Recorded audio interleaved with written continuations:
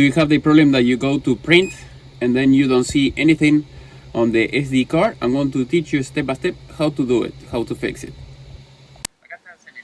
Okay, here as you can see you have the SD card, so basically you have many folders. So what you have to do, you have to move everything to the root. If you don't move everything to the root, it will not work. Also, you have to put everything in a GCODE extension. If you don't have a GCODE extension, it will not work. The printer will not see anything. So if you have everything in STL, you need a software that will turn everything or will convert the file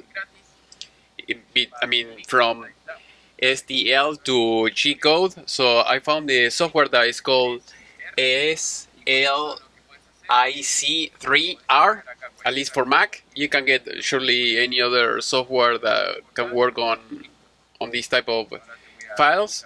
So the only thing that you have to do, you have to export it from the computer, from this file to the other file, and that's it. Basically it's like converting from doc to PDF or something like that. So here all you have to do is you go where it says export, like you see here, export to GCODE, and that's it. So basically that is how it works. Hopefully this was useful. If you have any question, please let me know in the section below, and see you next time.